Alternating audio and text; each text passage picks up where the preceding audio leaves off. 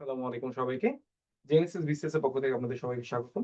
আমাদের আজকের টপিকটা হচ্ছে আধিপত্যবাদ বা হেজিমনি। আধিপত্যবাদ বর্তমানে খুবই আলোচিত একটা বিষয় বাংলাদেশে। হ্যাঁ? কারণ বাংলাদেশের উপর অন্যান্য অনেক দেশের আধিপত্য আমরা এখনো প্রভাব লক্ষ্য করতে পারি। অতীতেও এরকম আধিপত্য বাংলাদেশের উপর ছিল। ঠিক আছে? এখন আধিপত্যবাদ জিনিসটা কি? আধিপত্যবাদ শব্দটার মধ্যেই এর সংজ্ঞাটা লুকায়িত আছে। মনে করুন ২ জন বন্ধু, ভালো সম্পর্ক, হ্যাঁ? একজন এক বন্ধু আরেক বন্ধুর উপর অনেক কিছু চাপিয়ে দেয়, হ্যাঁ? বলে, "তুই এভাবে চল, এভাবে কর, হ্যাঁ? এইটা খা, হ্যাঁ? এইটা পড়।" এই জিনিসটাই অ্যাকচুয়ালি আধিপত্যবাদ, হ্যাঁ? একটা মানুষের উপর অন্য মানুষের প্রভাব, একটা রাষ্ট্রের উপর অন্য একটা রাষ্ট্রের প্রভাব, একটা অঞ্চলের উপর অন্য একটা অঞ্চলের প্রভাব। এখন এই আধিপত্যটা, হ্যাঁ? এই মানুষজন সবকিছু পার হয়ে রাষ্ট্রের উপর অন্য রাষ্ট্রের যে প্রভাব, এই জিনিসটাকে অ্যাকচুয়ালি বুঝিয়ে থাকে। হ্যাঁ, এখন যদি সংজ্ঞাটা আমরা দেখতে যাই তাহলে দেখা যাবে যে আধিপত্যবাদ বা হেজিমনি এই শব্দটা আপনাদের কাছে অনেক কমন যে হেজিমনি শব্দটা, হ্যাঁ, আধিপত্য ও বোঝায়। হ্যাঁ, বলতে বোঝায় এমন একটি অবস্থা যেখানে কোন রাষ্ট্র, হ্যাঁ, গোষ্ঠী বা শ্রেণী শুধু শক্তি বা জোরে নয় বরং ভাবধারা, সংস্কৃতি, অর্থনীতি, রাজনীতির মাধ্যমে অন্য একটি রাষ্ট্রের উপর প্রভাব ফেলে। ঠিক আছে? এখন রাষ্ট্রের প্রভাব ফেলার জন্য কোন রাষ্ট্রকে দখল করে ফেলার দরকার নাই। যে আমার আজকে মন চাইলো আমি পরের দিন একটা রাষ্ট্রকে দখল করে আসি। এরকম প্রয়োজন নেই। একটা রাষ্ট্রের উপর যদি আপনি সাংস্কৃতিক প্রভাব, অর্থনৈতিক প্রভাব, মনস্তাত্ত্বিক প্রভাব, হ্যাঁ? যদি রাখতে পারেন, হ্যাঁ? রাজনৈতিক প্রভাব হচ্ছে সবচেয়ে বড় প্রভাব। এই প্রভাবগুলো যদি বিস্তার করতে পারেন, সেটাই হচ্ছে আধিপত্যবাদ। আমরা বিশ্বে অনেক সময় এই আধিপত্যবাদ দেখতে পারি, হ্যাঁ? যেমন প্রাচীন আমলে রোমান সাম্রাজ্য থেকে শুরু করে পার্সিয়ান সাম্রাজ্য, তারপরে হচ্ছে স্পার্টা, এথেন্সের আধিপত্যবাদ, হ্যাঁ? এই জিনিসগুলা আমরা প্রাচীন আমলে দেখতে পারি। দেন হচ্ছে হিটলারের আধিপত্যবাদ। হিটলার কে চেয়েছিল? যে আরিয়ান ব্লাড, হ্যাঁ? মানে হচ্ছে ওরাই সর্বশ্রেষ্ঠ, ওদের রক্তটাই সবচেয়ে বিশুদ্ধ। সুতরাং ওরাই পুরো দেশটা, হ্যাঁ, বিশ্বটা নিয়ন্ত্রণ করবে। হ্যাঁ, হিটলারের জার্মানি পুরো বিশ্বে থাকবে। এটা হচ্ছে এক প্রকার আধিপত্যবাদ। ওকে?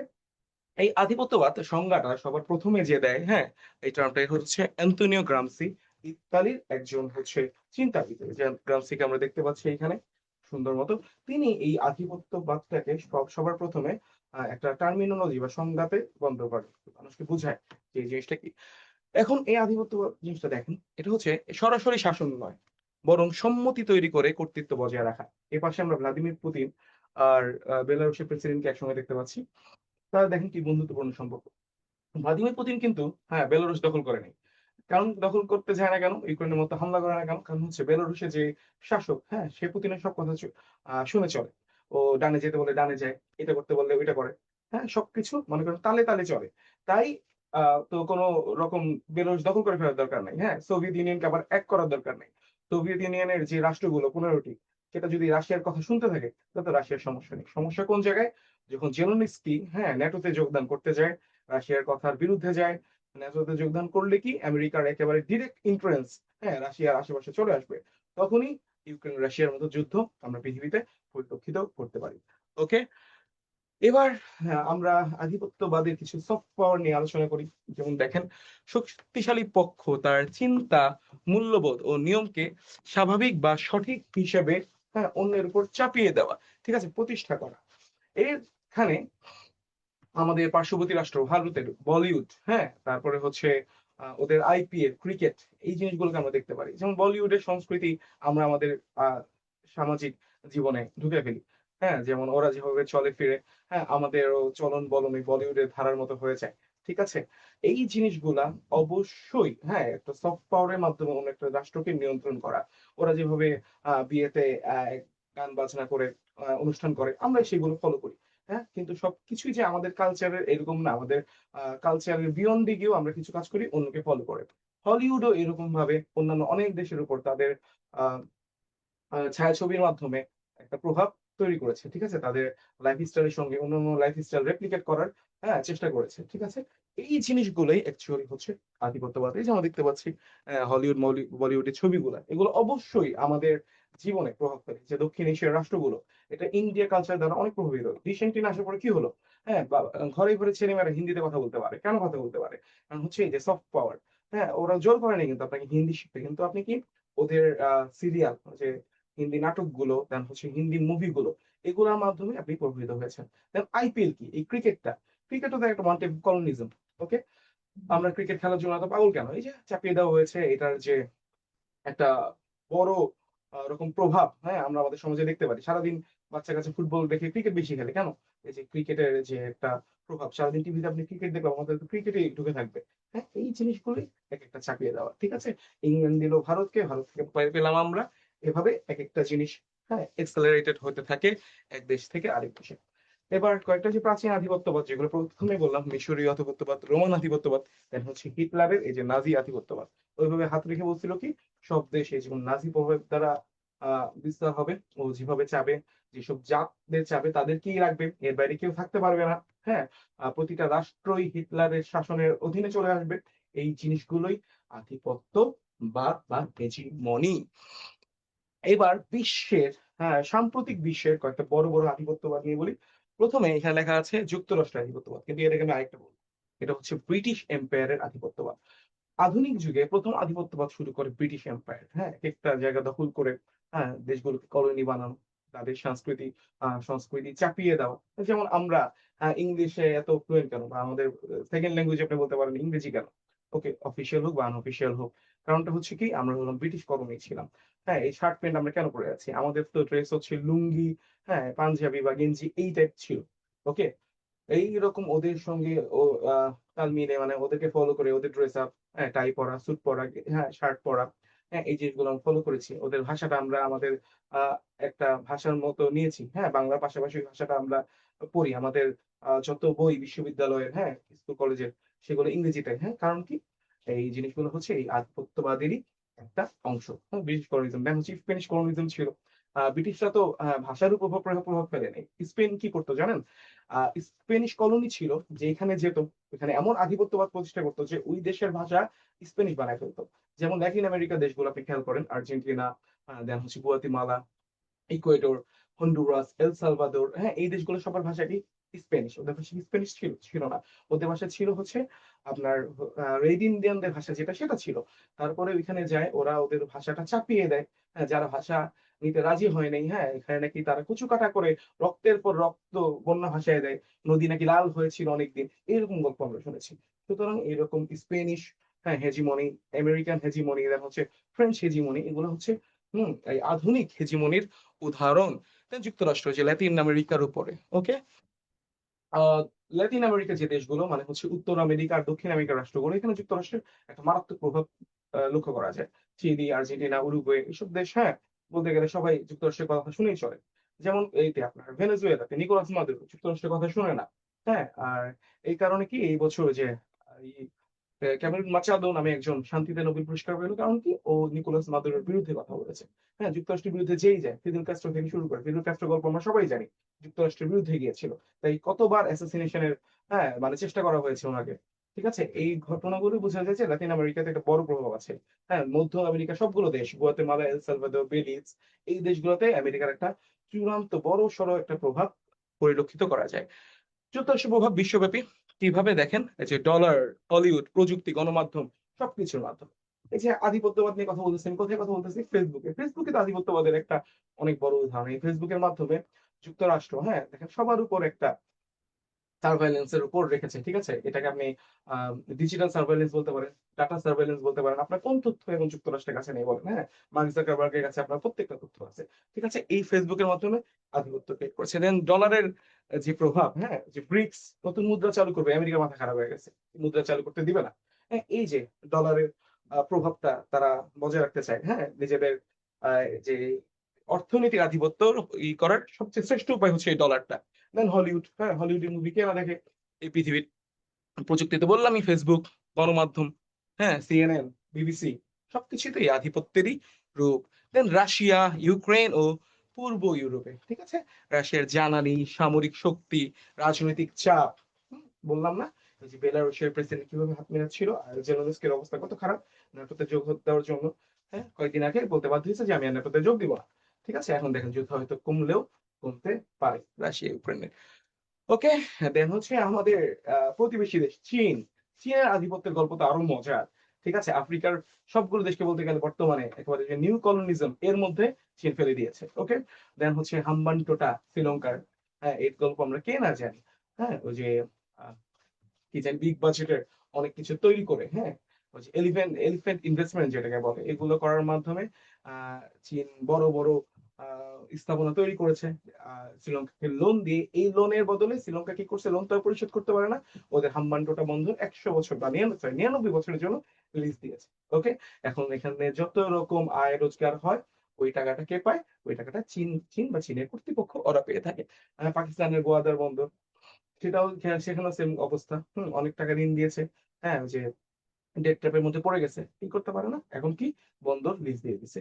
এই জিনিসগুলো ওকে কিভাবে ঋণ, অবকাঠামো, বাণিজ্যের মাধ্যমে প্রভাব বিস্তার, বেল্ট এন্ড রোড ইনিশিয়েটিভ। মানে বেল্ট এন্ড রোড ইনিশিয়েটিভ, এখন এই রোডের মধ্যে হ্যাঁ যারাই যুক্ত আছে তারা অবশ্যই চীনের আধিপত্য স্বীকার করেই এখানে প্রযুক্ত হয়েছে। ওকে, দেন হচ্ছে ফ্রান্স। হ্যাঁ, আফ্রিকার সাবেক উপনিবেশগুলো, আফ্রিকার ম্যাক্সিমাম দেশগুলো ফ্রান্সের উপনিবেশ। আপনি ঘানা যান, আইভরি কোস্টে যান, বেনিনে যান, দেখবেন ওদের ভাষা ফ্রেঞ্চ। কেন ফ্রেঞ্চ? আর ফ্রান্সের উপনিবেশ ছিল। মিশরও ফ্রান্সের উপনিবেশ ছিল, ঠিক আছে। নেপোলিয়ন বোনাপার্ট, হ্যাঁ, ওই তো প্রথমে গিয়ে যে রোসেটা স্টোন দেন হচ্ছে মমি গুলো আবিষ্কার করে, ঠিক আছে, সেগুলো নিয়ে যায় ফ্রান্সের মিউজিয়াম গুলোতে মমি দিয়ে ভরা। কেন? এই আধিপত্যবাদের কারণেই, শাসনের কারণেই, ঠিক আছে। ওকে, দেন হচ্ছে ভারতের আধিপত্যবাদ, এটা তো ডিটেলে আসবো বাংলাদেশের উপরে। এখন প্রথমে কি, দক্ষিণ এশিয়ার দেশগুলোতে আধিপত্যবাদ। বুঝছেন, দক্ষিণ এশিয়ার দেশগুলোকে ভারত অ্যাকচুয়ালি তাদের করদ রাজ্যের মতোই ট্রিট করতে চায়। ওকে, ভুটান তো ভারতের সব কথাই শুনে, কোনো কিছুতেই কোনো কিছু না নাই। হ্যাঁ, একদম বলতে গেলে ভারতের খুবই কাছের বন্ধু, হ্যাঁ, বা ভারতের একটা অংশই বলা যায়। আর নেপাল, নেপাল অনেকদিন ভারতের কথা শুনতো, কিন্তু ইদানিং চীনের সঙ্গে ভালো সম্পর্ক হওয়ার কারণে এই আধিপত্যবাদের বিরুদ্ধে কথা বলা শুরু করছে। এই বন্ধুত্বেই মাঝে মধ্যে ম্যাপ দেয়, কালা পানি ওদের অংশ দেখায়, তখন ভারত রেগে যায়। হ্যাঁ, এই ঘটনাগুলো নেপালের সঙ্গে চলছে। দেন মালদ্বীপ, মালদ্বীপে কি ঘটলো, মালদ্বীপের আগের সরকার ছিল ভারতের একদম বন্ধু রাষ্ট্র। হ্যাঁ, মোহাম্মদ মজ্জু আসলো, মজ্জু এসে কি বললো, যে আপনাদের যত সেনাবাহিনী আছে, সেনা সদস্য আছে, আপনার দেশে নিয়ে যান, লাগবে না। হ্যাঁ, আধিপত্যবাদের বিরুদ্ধে কথা বলছিল।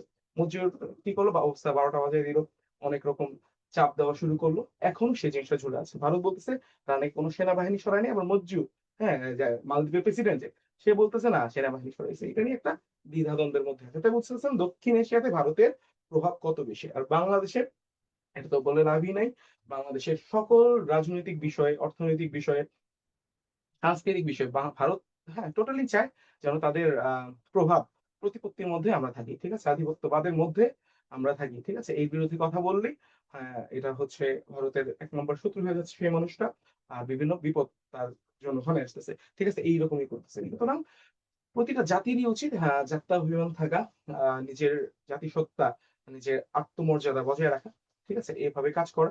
অবশ্যই কোনো একটা রাষ্ট্রের একেবারে বলে না নগ্ন আধিপত্য, এটা কেউই এটা পছন্দ করবে না, এটার বিরুদ্ধে কথা বলাটাই খুবই স্বাভাবিক। এবার দেখেন ভারতের বাংলাদেশের উপর কি কি আধিপত্যবাদ আছে অ্যাকচুয়ালি। বাণিজ্য নির্ভরতা, ঠিক আছে, যেমন বাংলাদেশের সঙ্গে ভারতের বিশাল বাণিজ্য ঘাটতি, চীনের সঙ্গে আমাদের সবচেয়ে বেশি বাণিজ্য ঘাটতি, এরপর হলো ভারতের সঙ্গে। কিভাবে, ভারতের থেকে বিভিন্ন পণ্য আমরা আমদানি করে থাকি, কিন্তু আমরা কয়টা পণ্য ভারতে রপ্তানি করি, ঠিক আছে। আপনি দেখেন ভারতের সকল চ্যানেল, দেশের চ্যানেল বাংলাদেশে চলে। আপনি বাংলাদেশে কয়টা চ্যানেল চলে, ওরা কিন্তু বাংলাদেশে কোনো চ্যানেল ওদের দেশে মানে চলতে দেয় না, ঠিক আছে। সুতরাং এই যে একটা গ্যাপ, হ্যাঁ, এখানে বুঝতে পারতেছেন একটা আধিপত্যবাদ বিরাজমান।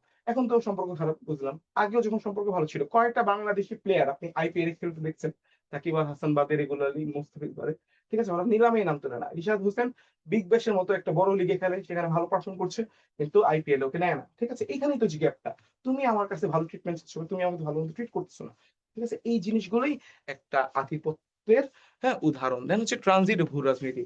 হ্যাঁ, আগে সরকার থাকতে কি বাংলাদেশে ভারতের খুব মানে একেবারে খুব ইজি ট্রানজিট যাকে বলে, ঠিক আছে, ট্রানজিট তো না, অ্যাকচুয়ালি করিডোর। হ্যাঁ, আপনি বেনাপোল বন্দর থেকে বাংলাদেশ হয়ে পরে ডাউকি বন্দরে পট করে গাড়ি ঢুকে ফেলতেছেন, কোনো চেকিং নেই মেকিং নেই, কিছুই নেই বলতে গেলে। এগুলো এক একটা আধিপত্যবাদের উদাহরণ।